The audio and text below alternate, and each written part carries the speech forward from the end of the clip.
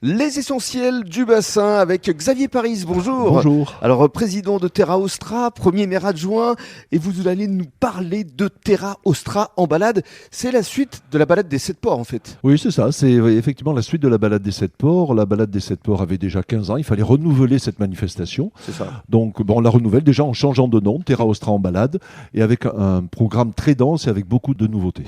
Avec un objectif, c'est de vraiment permettre au public de découvrir le patrimoine maritime de Gujan. Oui, on veut à travers cette manifestation nous recentrer sur les missions de Terra Ostra, qui sont l'animation touristique, mais aussi la découverte du patrimoine maritime et l'animation économique. C'est pour cela que nous avons prévu ce 22 juin, à partir de 13h, diverses animations en lien avec la mer, en lien avec l'ostriculture et en lien avec le patrimoine maritime. Depuis le port de la Barbotière jusqu'au port de la Hume, les 7 ports vont donc s'animer. Alors, est-ce qu'on peut donner justement quelques animations, Xavier ? Oui, bien entendu. Alors, il y aura des visites guidées sur le port de la Roche, il y aura la visite guidée du sentier du littoral, l'estran à marée basse. Des ostréiculteurs aussi présenteront leur unité de production.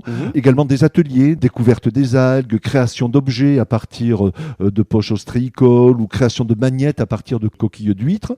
Nous avons aussi des partenaires, parce que c'est important d'organiser ce type de manifestation avec des partenaires tels que le Parc naturel régional marin, qui fera une exposition dans sa cabane. Nous travaillons aussi avec l'Argonautique, cette grande association qui se trouve sur le port de la Rosse, qui fera des balades en bateau et qui ouvrira la maison du patrimoine maritime, la SNSM également, le chantier de bord, avec qui nous avons aussi l'habitude de travailler. Bien sûr, avec Grégory notamment. Oui, tout à fait. Et il y aura donc une navette gratuite qui permettra au public d'aller de port en port, justement. C'est vraiment le but de cette journée, c'est vraiment la découverte de ce qui fait l'attractivité et la beauté de Gujan-Mestras. Ce sont les ports ostréicoles. On a 6 ports ostréicoles, un port de plaisance. Eh bien, nous avons mis en place une navette qui est gratuite, c'est-à-dire toutes les animations seront gratuites, bien entendu, je tiens à le dire. Il y aura une navette, donc des balades en bateau, qui permettront de découvrir ces différents ports. Des balades 100% nature, 100% gratuites, 100% familiales. Ah, tout à fait. C'est vraiment une manifestation où les Gujanais peuvent venir et même les visiteurs en famille. Il y aura des mises à disposition de vélos gratuites. La rue du boulevard Pierre Dignac sera fermée pour sécuriser cet espace-là.